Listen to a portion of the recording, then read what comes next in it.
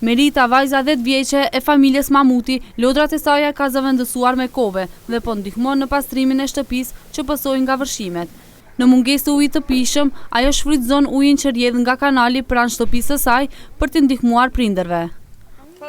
Ketëm të pastruar të do uj me mush, a unë i kam 10 vetë. A po mundesh me pastru, çish po ndjehesh? Shumë kesh zoti. Ina shastris, na shumë edhe në poflinë na përploh, që s'po kina ku me flejt. Kurse dy vëllezërit, Ardiani dhe Bertani, janë angazhuar në pastrimin e shtëpisë dhe thonë se lodrat e tyre janë shkatruar tërësisht. Po shumë keq, ishte ujti 2 metre dhe kur ka ardhë këto të kere po më praptu më ketë. Ku fleni jo?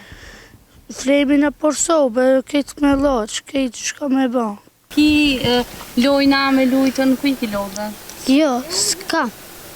A ki pas për para, ku i ki tash? Po. Më kanë prish. E zonja e shtëpisë Sabile Mamuti thot se nuk kanë pasur asnjë ndihmë nga asnjë ekip.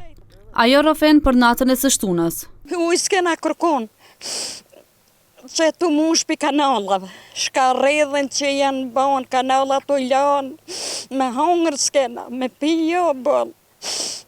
4.000, njënën e kena cmut pi zemrës, une jam pi zemrës.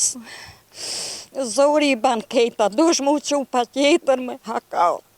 Djetu ik pi dual pi ujti që në mloj, më ratë fekt të shkolla më ka shtijen, ndima e shpet më ka shpesu.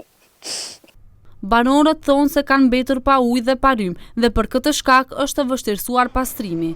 Nga përmbytjet ata thonë se nuk kanë banjo për të kryer nevoja higjienike personale. Kina pas në vetor, po i ka zonë këtë ujti, a loqë i ka zonë. Ata është menda sot të shkojnë njerë? Po, ku, se di që shë më thëmë. Banorët e lagjës Hasanbek apelojnë që të sjellen tualete publike me çka do ta ulte rrezikun nga ndonjë sëmundje eventuale.